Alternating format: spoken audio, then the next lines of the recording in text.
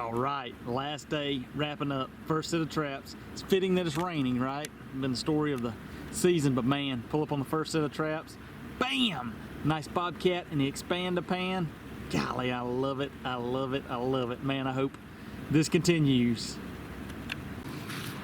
So you see here, this was an expand-a-pan trap. I thought he was caught by a toe, but he's got 2 toes in there. That's a fairly solid catch for a cat. I ain't gonna complain at all, so we'll load him up, see what else we got. Oh man, this is gonna be a good day. Look at there, old skunky.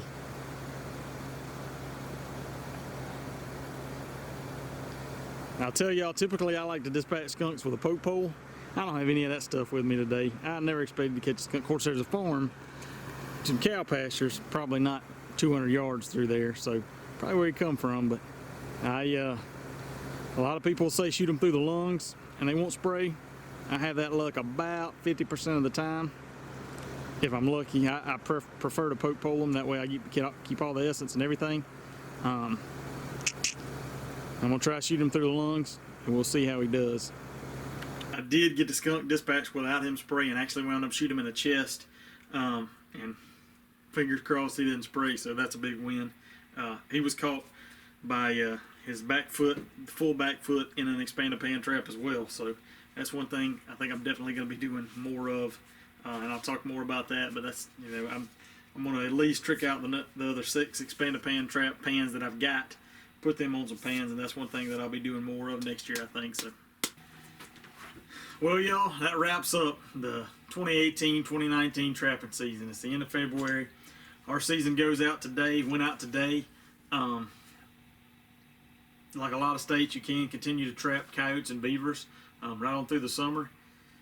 Summer trapping is not a lot of fun unless somebody's paying me to do it. I ain't real crazy about it, but it is a good learning opportunity, and you know, another good opportunity to learn and improve and enhance your ability. So, and you know, from now till May or so is a good time to be out there trying to knock your predators down if you're really looking for some management impacts through providing you know, less predation possibilities for your fawns and turkey poults and ground nesting birds and things like that. So that's definitely something to keep in mind, something that some people are after and target. Wrapped up, man, I've got no complaints about, you know, this whole last week has been pretty darn good, but to wrap up with a nice big old tom bobcat and a skunk is I'll take it, man. I was super pumped for that bobcat. I was really hoping to kind of finish strong, and I feel like that's as good a finish as I could ask for. I've been kind of down on myself a little bit as the season's going out. I feel like I hadn't gotten after it as much as I did last year, and so I just went through and kind of tallied up my catches for the season, and kind of surprised me, honestly.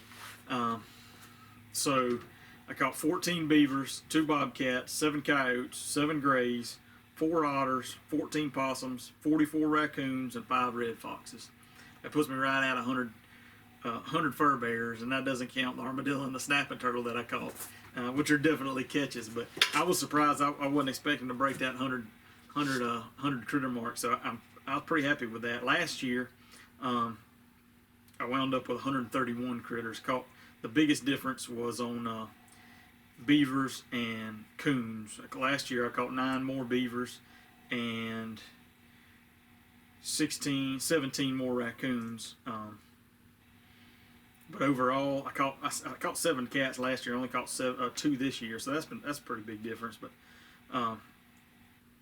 so realistically, man, these last 2 seasons have been the most consistently I've trapped ever. Honestly, you know, I've always trapped for certain time frames in the past, and you know, usually I would trap for 2 or 3 weeks at a time, or right around Christmas when I knew I was going to have some time off. Or several years ago when I was in Arkansas, I trapped pretty hard for a month, all doing beaver and water trapping, and that was a lot of fun.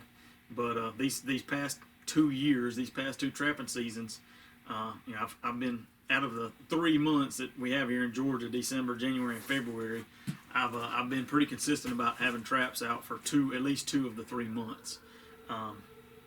And so I've been really enjoying that, and honest to goodness, y'all are a big part of that because, man, especially the hot weather naturally is supposed to. I think it's supposed to be in the 20s next week. So go figure. 2 or 3 weeks ago it was in the 80s, and man, honestly, when it got hot like that, I was just like, man, I don't want to go reset traps or be setting traps, and man, I would have just been done. But having everybody leaving the comments and know y'all are watching, and know that it kind of held me a little bit extra accountable. Like, man, I got to stay with it until the end. So I appreciate y'all for pushing me that, whether you knew it or not. I think that benefits me. That benefits all of us. The more time we spend out there getting after it and setting traps and pursuing a game, the better we're going to get. And that's one thing. That's one of my major takeaways this season, is that there's a lot to learn. And I've just started reading. I just ordered Craig O'Gorman's Hoofbeats of a Wolfer. And man, I'm not like 30 pages into it, and I've already picked up some things that I'm definitely going to be doing differently next year. One of his, that was, I didn't, there wasn't that big of a difference in the coyotes I caught last year to this year, but I know I'm missing coyotes. I know I'm not catching more, and I know I should be catching more. And that was one of the things in that book that he said is, a lot of trappers are catching 30% of the coyotes that are out there. And man, when I read that, I was like, man, that's me. I know that I'm not catching them all, and so that's one thing that I'm adamant on improving and getting better. And reading some of that book, and I was a little bit. I didn't want to buy the book, honestly, because you can't just go on Amazon or go on the Minnesota Trapline website or something and buy it. You have to order the catalog from O'Gorman, so you got to send them $7 to get their catalog and then place an order. I'm sure you could just call them up and say, hey, I want to order this book, but it does. There's a variety of updates, and so I ordered one of the. I think included in the book is up through the 2003 update, and I think there's 2 or 3 more between then and now. I ordered a 2017 update, which was the most recent update. And like I said, the book is really it's a huge book. I mean, compared to most of the books that the little trapping books that you see that are this size and 40, 50 pages, something like that. There's a lot of pictures in there, and it was first written in 1990. And you can kind of tell it. I mean, the pictures are grainy; they're not in color. You can't see a lot of it. You don't get a lot out of the pictures like I would kind of hope. But still, I mean, just being 30 pages in and having picked up some stuff that I know I'm going to change next year and try on the trap line to try to improve my abilities. And I mentioned it before, but I'm also trying to figure out how I can take some instruction and get better, because that's one area where I see a real deficiency. I know I'm missing. I know I'm not catching all the critters that are out there, and I want to improve. So hopefully we get around to next year, and I can more than double what I've been catching the last 2 years, and really ratchet that up. So I'm excited about that. Also working on next year, trying to pull off get a Texas trip lined up. This past year I went to Ohio for a week, and that was pretty cool. Just a whole different world up there. I think I've got an opportunity to go to South Texas, and I've trapped in Texas one time before, and it was just unreal, the amount of game. And I've been itching to go back. I think I've got an opportunity. Think I can swing it where I can go for 2 weeks, and so I'm super pumped about that if that comes through. But anyway, I hadn't even checked. I should have checked. I'll give y'all an update tomorrow. I'll post another video tomorrow, because North American Fur Auctions, their wild fur, most of their wild fur was selling today, and I've been so tied up that I hadn't had a chance to look and see, because I got wild fur up there from last year still, so at least check and see how that's doing and what some of those prices are looking like. And I know some of y'all probably got fur up there from this season. So I saw the last pickup date for the May sale is March 25th, I think.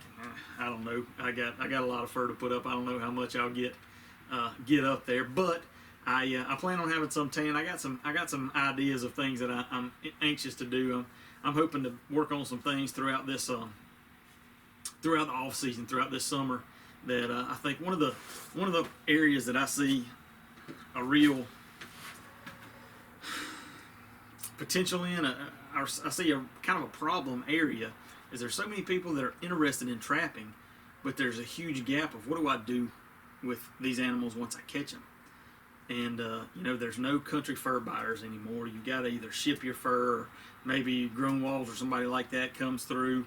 And so that's really been what I've been kind of kicking around in my head is what can we do to improve that? Because I think more people might be more willing to get involved and get engaged if one there was some potential money aspect. I mean that's going to be a given. That's even if it's just covering your gas. But two, knowing that you have something to do with your fur. Or knowing that somebody's willing to buy it, and that's not a huge either you don't have the time or want to put the time into finishing it, putting it up, and shipping it. I don't know. I'd love to hear y'all's thoughts. That's one thing is I think of how can we get more people into trapping and help to promote this. That's a huge area that I see an issue with is you've got to have something to do with the fur. And it's another thing that I've been trying to look at. I've been saving some meat, and I'm going to try to do a series of different videos on recipes for bobcat, beaver, raccoon, just to put that out there. I know there's a lot of interest and a lot of emphasis, and right, wrong, or indifferent, there's a lot of folks that's one hang up for them with trapping is, if you were eating it, I'd be okay with it. Well, there's a lot of other benefits to utilizing the renewable, sustainable, natural resource that we are utilizing and trying to actively participate in their conservation. But I think if you presented the meat and the food opportunity as well, I think that would really get some people's attention and kind of sway them a little bit more. So that's one thing I'm kind of excited about working on. I hope y'all are still up and interested for seeing some content through the summer, because I'm gonna continue to be working. Man, my mind is always spinning and working on things, and I've got a couple of interesting little kind of projects or experiments that I want to do. I got a couple of coyote feet and some bobcat feet. I'm gonna mess around with those expanda pans and just different things. Reading that O'Gorman book is really piqued my interest. I wished I'd have read it before this season, but I hope by next season I'm going to be implementing some of that stuff and trying it and seeing. I know he's I don't want to say controversial, but a lot of people. I don't think it's not common knowledge that a lot of people consider him arrogant and things like that. And I mean, I do think, he definitely comes across as thinking that he's one of the best coyote trappers. And that's been his livelihood. That's been his life for the past 50 years or more. And so there's no doubt he's killed a lot of coyotes. He's caught a lot of coyotes. He knows a lot about that stuff. And that's not to be, I don't think that's to be written off just by, and one thing that comes to mind too is listening to that Clint Locklear and Tom Miranda interview, and Tom Miranda said, because he got some of that, and probably still gets some of that about this this arrogant guy on TV, bohling and all this, and Tom said, you're the only person that's going to promote yourself. And man, as trappers, I think that's the opposite of our gut reaction to anything. We don't most trappers want to lay low, want to keep low key, and don't really want to call attention to ourselves. But if you're going to be a prominent trapper, or you gotta be willing to put yourself out there. Nobody else is going to stand up and say, "Hey, this guy." Not many people anywhere are going to say, "Hey, this guy's knows what he's doing. He's one of the best there is. You should do it. You should go talk to him or whatever." I mean, there are a few of those. Most of the time, those guys, I respect the heck out of that, because those are the guys that they do have something. They do know something. That they've been through it. They know what they're doing, but they're not out there saying, "Hey, I'm the best." Because you got to really be cautious about those people that are out there sticking up their hands saying, "I'm the best. Hey, I know everything. Hey, come watch my DVD, learn from me, whatever." Because like I said, that's kind of goes against the grain of most trappers of being low key and kind of being humble, I guess you could say. But Anyway, that was kind of a ramble, but I'm excited. I got a bunch of things I want to keep going through this summer, and I hope y'all will stay tuned. I appreciate y'all watching and following along. Man, like I said, I wouldn't have stuck with it and stayed trapping this long if y'all hadn't been following along and kind of keeping me encouraged and keeping me motivated. So I appreciate the heck out of that. And one last plug, I did right at the end of the season. Doesn't make much sense, right? But I do have some more hats, some Coyote hats with the trap in them that will be back live on the website. I hadn't had. I've been out of them for a little while, but man, if you're interested, I'll put a link in the video. Go order 1, 2, 3, 4. Man, I just appreciate y'all watching. I appreciate y'all support, and you know that every little bit helps. To I get Trapline journal articles and lure not articles, but Trapline journal orders and lure orders and different things on my website. And man, every little bit of that helps just to go into I don't make anything off of this. I always come up with something to spend it on, to improve or test on or something like that. So and a big chunk of that instruction, I mean, that stuff's not cheap, but man, I think it's going to be so valuable in going from catching 30% of coyotes to catching 70, 80, 90% of coyotes. So I'm really pumped and excited about that, and excited to see what the future seasons bring. So but anyway, y'all stay tuned this summer. I'm going to keep with it. I got this coyote, or this cat and this skunk to skin, and man, I hope y'all had a good season. Hope your first sales go good, and I'll continue to see you because I'm not going away. So hope y'all keep watching. Thanks for sticking around.